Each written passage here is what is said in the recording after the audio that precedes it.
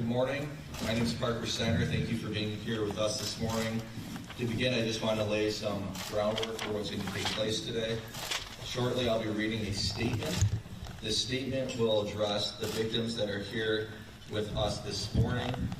The statement will also identify some correspondences between the university and Mr. Tad DeLuca from the 1970s. Those statements will not be released today. For legal purposes, we have meetings scheduled with the university in the near future, and then probably after those meetings, the letters will be released. Also, after my statement, we will allow questions, selected questions, some of which may be answered by the attorneys here, my colleagues, some may be answered by the victims. This is not intended to be an interview, and after today, an interview will not take place following this conference. However, we are more than willing to discuss interviews at a subsequent time. I also want to thank the press for coming here this morning. There was a last-minute change of location. We originally were booked at the Westin in Southfield, and then when the Westin general manager found out that it was pertaining to the University of Michigan and sexual abuse allegations, all of a sudden they had a conflict of interest. So we changed our location. That's how we ended up here, and I want to thank the press for accommodating and with the change of location. To begin, I want to thank all of the victims that have been willing to come forward up until this point. That includes the victims from Penn State, Michigan State University, Ohio State, and now the University of Michigan. The victims that have come forward and so bravely placed their face in front of the media, in front of the world to share their story, and the victims that we're encouraging to come forward. I want to thank the many reporters and news outlets that are here with us this morning. This is a very important and serious story for three reasons. The first is to uncover the truth regarding the decades of sexual abuse by Dr. Anderson and the decades of institutional negligence by the University of Michigan. Number two, to allow victims the opportunity to speak up and have their voices heard. And number three, to hold the University of Michigan accountable and hopefully prevent this disgusting conduct from taking place in the future. You, as the press, through our statements and evidence, will share with the world the events that took place and help hold the University of Michigan accountable. I would like to introduce my colleagues, Michael Nimmo, morning, and David Woodruff. Our firm, Wahlberg Woodruff, Nimmo and Salone, represents more than a dozen victims of Dr. Anderson and the University of Michigan. We represent a number of athletes and also non-athletes. We represent individuals that saw Dr. Anderson at standalone clinics, and we represent victims that saw Dr. Anderson over the course of 4 decades. We're fully prepared to provide a voice for the victims, uncover the truth, and hold the University of Michigan accountable for the actions of Dr. Anderson and several other university employees. The victims that we represent include all different forms of athletes, not just wrestlers. We've spoken with individuals that are in different track or different sports teams. To our understanding, Dr. Anderson provided treatment to the football team, hockey team, and track and field. Most importantly, I would like to introduce 3 of the bravest men in the country. Men unashamed, fearless, and willing to come forward and share the horrors of what they experienced, and to hold the University of Michigan accountable for the conduct of its team doctor, who worked for U of M for nearly 40 years. To begin, Andy Robin. Andy is the first victim who was willing to come forward and share his face and share his story. Andy was a full-ride scholarship wrestler at the University of Michigan from 1998 to 2002. Andy was a 2-time All-American, and after his collegiate career, went on to represent the United States for 8 years, and he was an Olympian in the Beijing Games. After his professional wrestling career ended, Andy stayed at the University of Michigan through the regional training camp with the United States Wrestling Organization, where he trained high school, collegiate, and Olympic wrestlers for upcoming events. Andy is now heavily involved with literacy pertaining to athletics around the world. The next witness brave enough to come forward is Tom Avishevsky. Tom's wrestling career started at the University of Iowa before transferring to the University of Michigan his sophomore year. Tom wrestled at University of Michigan from 1972 to 1975, and Tom is an attorney in Northern Michigan. Finally, Tad DeLuca. Tad is our whistleblower. Tad was a full-ride athlete at the University of Michigan and a member of the team from 1972 to 1976. Tad is now a retired teacher in Northern Michigan, happily married with 2 daughters and a horse. Tad is also a hero. In 2018, Tad wrote a letter to the University of Michigan Athletic Department and Director Ward Manuel detailing the sexual abuse and institutional failure by Dr. Anderson and the University of Michigan dating back to the 1970s. Last week, the Detroit News broke this story. And by Tad being brave enough to come forward and write this letter in 2018, hundreds of victim stories will be heard. Tad is the voice that refused to be silenced. In 1975, as you will hear shortly, Tad shared his voice about Dr. Anderson to then wrestling coach Bill Johansson, athletic director Don Canham, and other individuals at the University of Michigan, all who ignored his cry for help. In 1975, Tad was a junior wrestler at the University of Michigan. Tad was 19 years old, living away from home and his parents for the first time, trying to navigate the stress and pressure of being a student at a world-renowned academic institution, but also competing against some of the best wrestlers in the United States. Tad was also a victim of sexual abuse. From his freshman year to junior year, Dr. Anderson performed unnecessary examinations on Tad, including testicle and rectal examinations. Tad knew what Dr. Anderson was doing was wrong, and as a 19-year-old, he wrote a letter to the individuals who were responsible for protecting him when he was away from his parents. His coach, Bill Johansson. In 1975, Tad wrote a letter to Dr. Johansson, to Coach Johansson. His 9-page letter detailed different issues, concerns, and frustrations that he had with the University of Michigan, the coaching staff, and his experience as a wrestler. Included in his letter, Tad has statements such as, "Dr. Drop Your Drawers, Anderson." He also includes statements such as, "Something is wrong with Dr. Anderson. Regardless of what you go in there for, he always makes you drop your drawers. Something is wrong with Dr. Anderson. Regardless of what you go in there for, he always makes you drop your drawers." A few days ago, Coach Johansson was interviewed by the Associated Press. Coach Johansson provided the following statement: "I would have responded to that immediately because I'm their father. When I am the coach for them, I am their father away from home. If they were to come to me and say, 'Dr. Anderson did something creepy,' or whatever like that, I would have pursued. Like a father, protecting his athletes, creepy or whatever." In 1975, Tad told his father away from home about Dr. Drop Your Pants Anderson. And regardless of what you go in there for, he always makes you drop your pants. How did the University of Michigan coach, father figure, Johansson respond? Tad was removed from the wrestling team. Tad's scholarship and financial aid was revoked. Tad's personal letter that he wrote in 1975 was read to the rest of his wrestling team.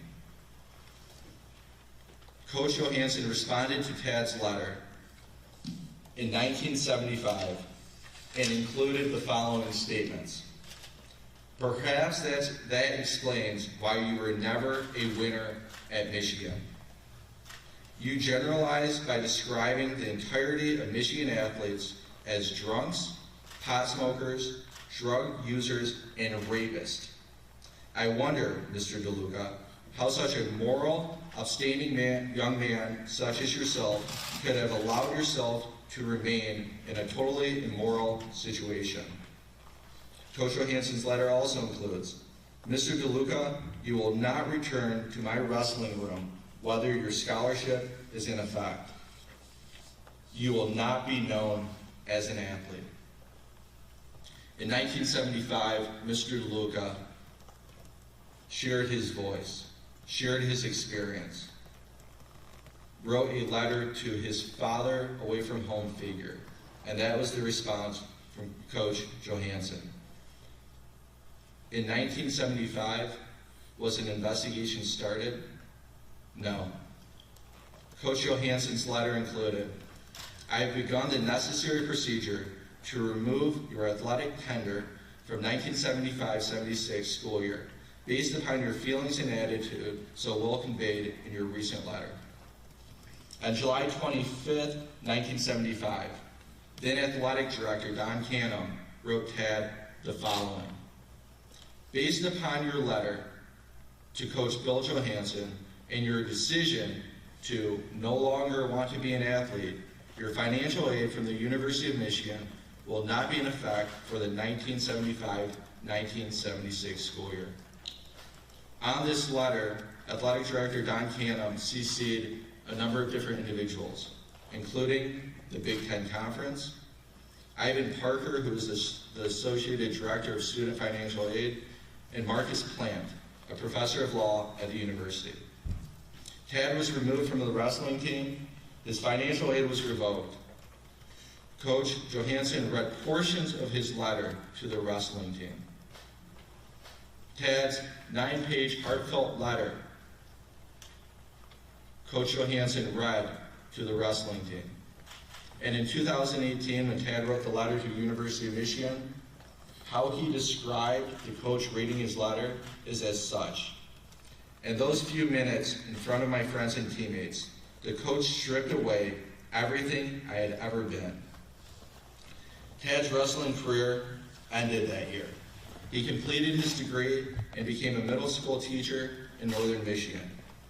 For more than 4 decades, he has carried around the humiliation, guilt, and shame due to Dr. Anderson, Coach Johansson, Don Canham, and the University of Michigan. In July of 2018, after being empowered by the brave women of Michigan State University, Tad again refused to be silenced any longer, and he wrote a letter to now Athletic Director Ward Manuel. The 2018 letter includes the following.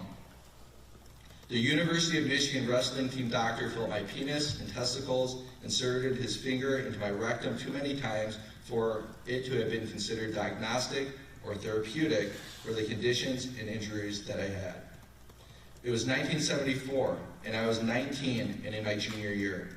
My elbow started dislocating during wrestling practice.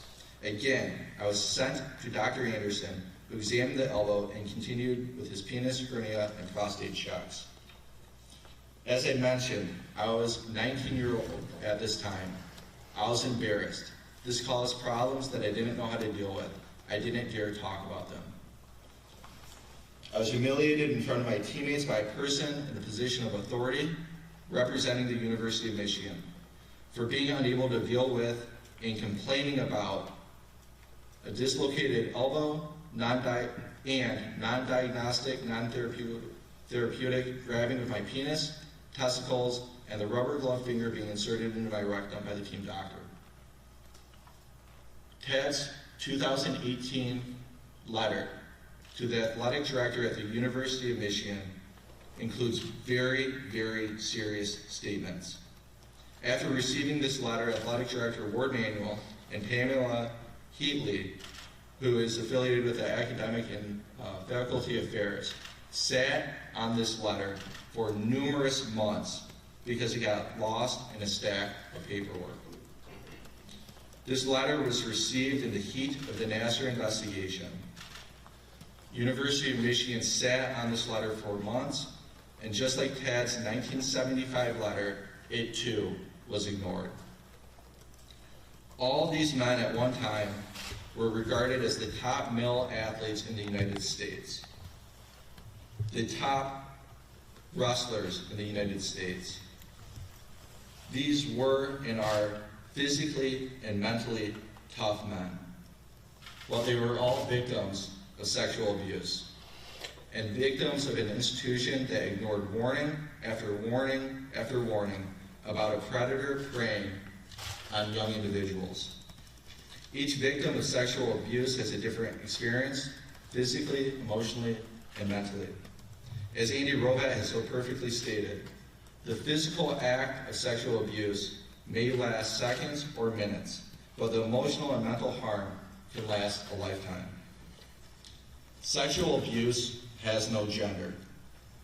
These men are victims of sexual abuse, and we anticipate that hundreds of more victims will come forward and refuse to have their voices silenced. Like the victims of Jerry Sandusky, they too deserve for the University of Michigan to be held accountable. For nearly 4 decades, the University of Michigan knew about Dr. Drop Your Drawers Anderson. For nearly 4 decades, the University of Michigan knew that every time you see him, regardless of ailment, you drop your pants and cough. For nearly 4 decades, the University of Michigan allowed Dr. Anderson to prey on vulnerable young individuals away from home for the first time. I asked the University of Michigan this: why didn't you act in 1975 or earlier to prevent the sexual abuse of possibly hundreds of other victims? University of Michigan, why did you ignore Mr. DeLuca's cry for help in 1975, but instead removed him from the wrestling team, terminated his financial aid, and humiliated him in front of his peers? University of Michigan, why didn't Athletic Director Don Chanham, who reviewed Mr. DeLuca's letter in 1975, as well as other departments and individuals, investigate the statements made against Dr. Anderson? University of Michigan, why in 2018, in the thick of the MSU Nassar litigation, did Mr. DeLuca's letter sit for months on the desk of the athletic department?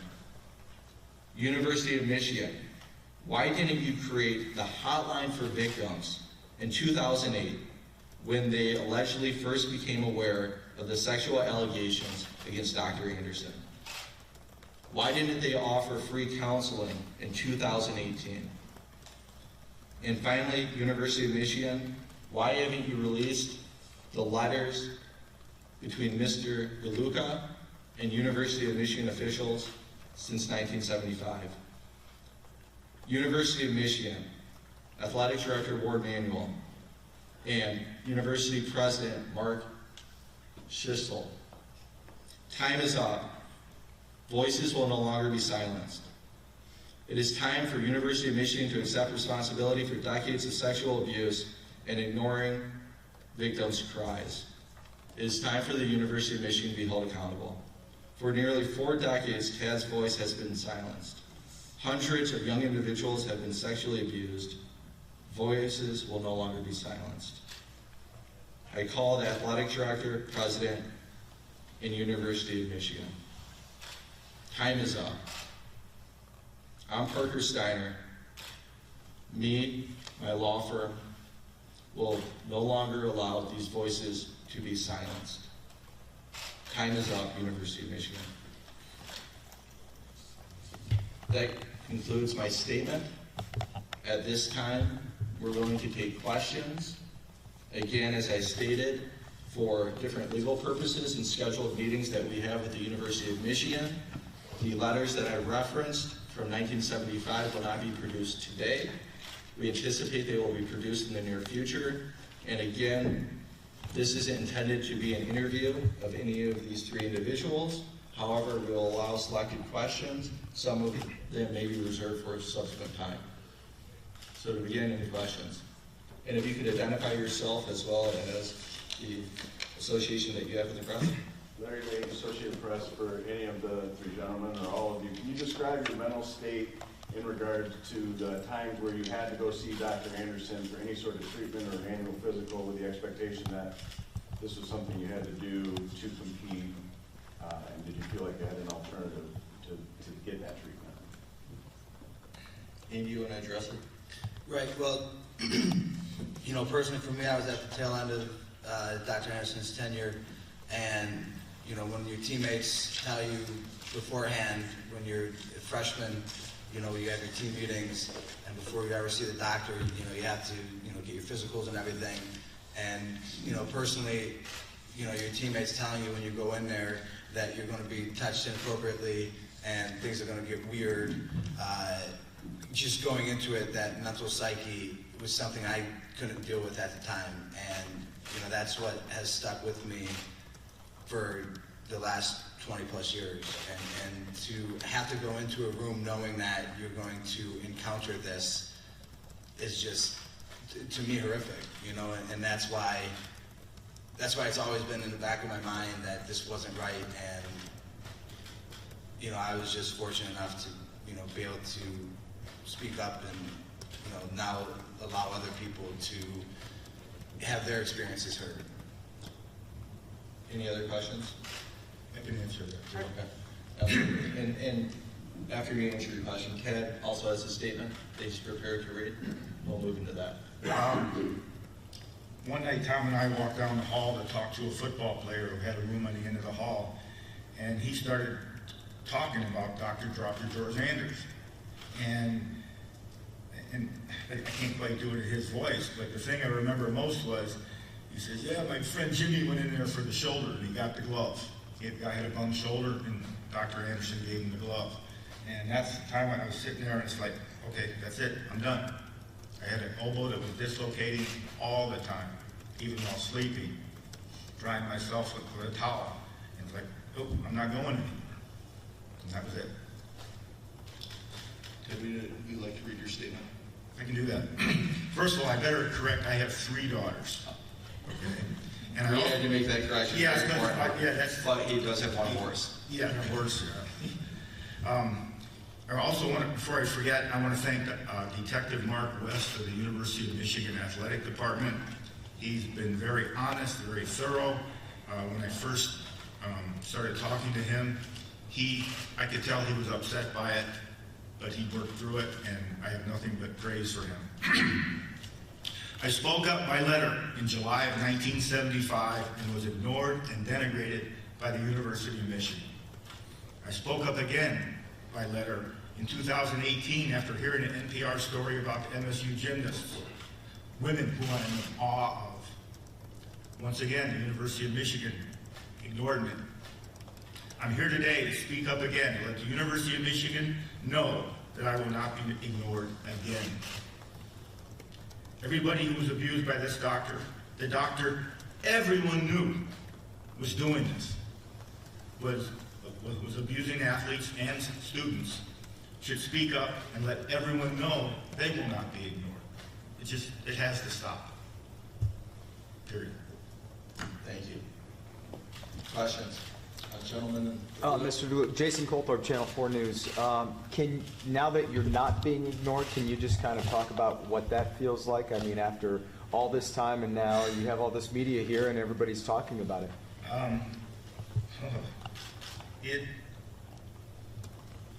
Tom and I have talked about this for years. It's just,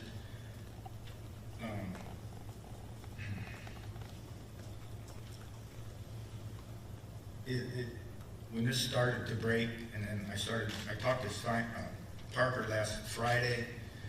I lost a lot of sleep. I woke up at night with kind of rage. But I'm finally on the downslope, and the only word I can think of is vindication. That, that feels pretty good. Yes. Hello, my name is Kim Kozlowski. I'm a reporter at the Detroit News. I was wondering if perhaps all of you could speak about coming forward today, what you will hope will happen in the future by coming forward and making your voices heard. None of this ever happens again. There's never another press conference like this again from whatever today's date is on. Never. I have 3 daughters, and then I realized the other day, if I had had 3 sons, I would still have done this. No more. Yes. Simon Shakehead from Channel 7 WXYZ. Question for Andy and Thomas. What would you say to other potential victims who may be out there who could be watching this today and thinking about what they should do?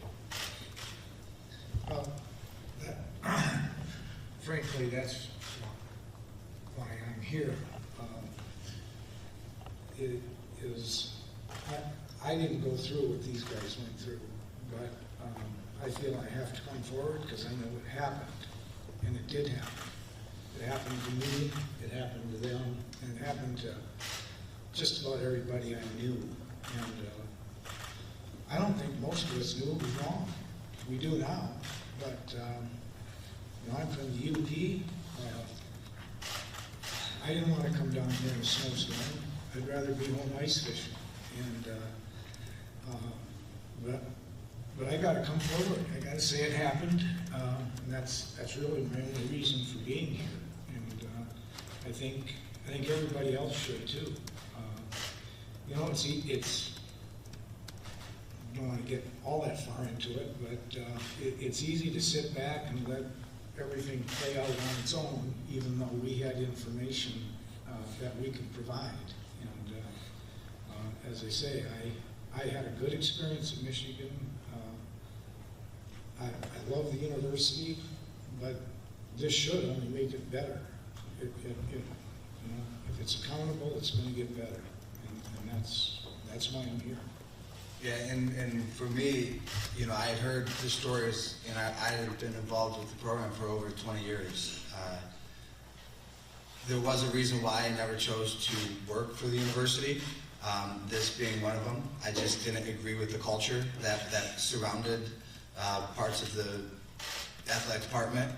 And so I stayed around the athletic department in a nonprofit role with the Cliff King Wrestling Club and the Michigan Regional Training Center. And in doing so, I've created a program that teaches coaches and communities to run sports programs in the wrestling room, starting with multi-sport athletic development all the way through Olympic training. So not only am I working with U.S. communities, I'm being contracted by nonprofits to work with other countries to implement programs in countries like Jordan with their refugee population. And I'm knowing what I went through and other people went through being around the program for so long, I couldn't not speak up and use this as a lesson to implement into my education for teaching people to deal with kids. And it's not just the people dealing with them, it's the parents and the students. And the more stories that come out and more people that are willing to step up and let their voice be heard, there's people from all over the country that may be able to learn lessons, parents that understand what is normalized isn't always right. And that, to me, is the biggest thing that could be taken from this experience, is that question. You don't have to feel bad questioning authority when they tell you something's normal and right. And so if parents and athletes can learn from this, and I am going to be working with USA Wrestling and Safe Sport, which works with a lot of the national governing bodies in the U.S. Olympic Committee. And so I'll be working with them to make sure that I can implement what the resources they already have into the training curriculum that I will be distributing to parents, athletes, and coaches throughout the country and then throughout the world eventually. I think one of the things that all the victims agree on is time is up where it takes 100 victims coming forward before an investigation takes place. One voice should prompt an investigation. One voice can no longer be allowed to be silenced until it gets to 100. Questions? Literally, Associate Press question for Parker. Has the university responded to your request to meet? Can you give us an update on that? And would you say ideally you settle out of court in a way that satisfies the victims and you don't go to court if you don't have to? Can you kind of give us like a what's next in that regard? So what I can share is that we have a meeting scheduled with the General Counsel of the University of Michigan. At this point, our three goals are to uncover the truth And that will be through the documents that we've obtained, as well as speaking to other victims and other individuals willing to come forward and speak up. Number 2 is to allow a safe platform for victims to call into, to communicate, to share their story. Names don't need to be identified, but just a safe place for them to go to. And then number 3 is holding the University of Michigan accountable. And number 3, there's different pathways to go down, and at this time, the first step is to meet with the university. Parker, if you could just reiterate, have you filed the suit already, or is that something you're planning on doing soon? A lawsuit has not yet been filed. Any other questions? Can you clarify the timeline? In 2008, you had mentioned that why didn't they create the hotline for victims in 2008 when they first learned of the allegations? What happened then that they learned? I'm sorry, if I said 2008, I meant 2018. Oh, okay. And I think that statement could even go before 2018 with Tad's letter, because as we're seeing, there were different complaints made over the last 40 years. So in 2002, why wasn't a hotline created? You know, over the last 40 years, why didn't that take place? Why did it have to be after the Detroit News shared this story, that all of a sudden the University of Michigan now has a hotline, and now they have this free therapy or counseling for victims? Why wasn't it in 2018 or before? You talked about Larry Nassar and MSU and the Me Too movement. All of that has led to this day today, to you coming forward. Is that correct? Yeah, I think You talked about being inspired by the women who came forward. Is that part of why you're here? It was that NPR story about the MSU gymnast, which I can't find. It was January, I think it was January of 2018. It took me 6 months to write the letter. I had to have it perfect. And it was very difficult. So. Yes. Mike Household, Associated Press. For Tad, you heard the words of Bill Johansson. What actions do you wish that Bill had taken in the 70s, and how do you feel about him today? You can't call him a coach. A coach is a term of endearment. Okay. Mr. Johansson, it would have been pretty easy. He could have called. I was at my parents' house in California. He could have called me up and said, "Come here and see us," and get a counselor or somebody ask me what did I mean by this. That would have been it. Yes. Hi, Kim Kozlowski, Detroit News again. Could one of you talk a little bit about, I know there are others who have come forward but would prefer not to use their names. Could you talk a little bit about how sometimes it is difficult to talk about this abuse happening to men? Yeah, so, you know, we were talking last night when we all first met, and, you know, as athletes in combat sport, individual sport, we were taught our whole lives that, you know, this is on us, you know, be tough, push through it, and make no excuses because everything's in your hands. And as an athlete, with that instilled in you from the time that, you know, you're a little kid in a one-on-one sport, in a combat sport, it's really hard to, one, look at yourself as a victim, right? Because you're not a victim on the mat, it's in your hands, right? But it's hard to separate what happened to you to what you're going through as an athlete to be the best in the country, to fight for your spot at the University of Michigan. And so it is, in our culture, is in this sport, and even other sports, is like, make no excuse, you're not a victim, you know, you gotta suck it up, you gotta push through it. And that is really very difficult, especially for men, to stand up and say, look, this did happen, this was wrong. You may not see yourself as a victim, but you are, because what you've been instilled in your whole life can't prepare you for having to endure something like this and go through it. And so it's such a different experience that we have when we're trying to relate it to athletics. And there has to be a separation from there because, again, what is normal is not always right. And so what was normalized in the athletic department for many years people still have that hard time understanding that it was wrong and that they actually are victims, because this guy did prey on athletes because he knew they wouldn't stand up and talk, and that they weren't going to anybody because, one, they're so focused on their sport, and two, they're not going to look at themselves as a victim because, you know, once you do that, well, how's that going to affect your athletic career? You know, and so that is one of the biggest things for me to say, look, like, stand up, let your voice be heard, and even if you don't feel like you're a victim, you were victimized. And so the university does need to know the scope of what their consequences were for keeping this guy on staff for 40 plus years after the first complaint. And so, again, all I can say is come forward, speak up, and let the world know, again, that after the first complaint, this is what's going to happen, that universities have to take it serious, that other organizations have to take it serious, and believe kids, right? Believe people that things are not right. Absolutely. Wrestling is a sport I always believed. It's what I really loved about it. If I won, it was my fault. If I lost, it was my fault. So in 1975, I lost. Everything here was my fault.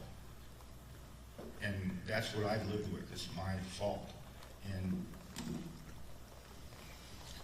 Just to follow up on that, what he just said, how did that moment, I mean, you're talking about legendary figures like Don Canham and Coach Johansson, how did that change you as a person? And did any of the teammates, after he read that letter, reach out to you or in support? he was always supportive. He already graduated and was out fishing, but yeah, he was always supportive. I was living with two wrestlers, and the coach pressured them to move out. One of the secretaries at U of M, at the athletic department, was pressuring them to move out away from me. And they were, and if they had, that would have been a disaster for me, because they got me through this. And I still see them today, talk to one of them every month. Any questions for the three of us attorneys? That's going to include the questions for the victims at this point. Just want to clarify, when was that meeting that you've scheduled with U of M, Parker? I'm not going to disclose the date, but it's in the near future. And I have one just for anyone. As we've seen at Michigan State, the gymnastics coach was just convicted in her role and for knowing, basically. Do you hope Coach Johansson faces charges one day? We aren't going to answer those questions at this time. Yes? I'm Emma, I'm from the Michigan Daily, just kind of for anyone. So, obviously you said you were ignored when you sent the letter in 75 and again in 2018. And you also said you were inspired by the events and the woman who came forward with Nasser. But we're still seeing all these cases of the university not acting with Provost Gilbert and stuff like that. So I'm just wondering in what ways you've seen the culture around this stuff change, and how has it changed in the 70s, and how is it sort of still the same? I think we'll answer that question at a later point. I was only around in the 70s, so I don't know what it's like now. Well, one thing I want to say before this thing ends is to compare me as a wrestler to Andy is like comparing a second-string quarterback to Tom Brady. So I can't let that one pass. I'm not in his league. One more question We'll keep for it Tad. to legal questions. No. Yeah. At this point, but Is it a rather form of re-victimization when all these years, decades later, you come back and you send another letter, only to wait, months and get nothing back after all that? We'll answer that at a subsequent point. Any other questions? Well, thank you very much to the press for being here, for helping hold University of Michigan accountable. Thank you for the victims that have come forward at this point and the victims that will speak out in the near future. We will hold University of Michigan accountable. Thank you.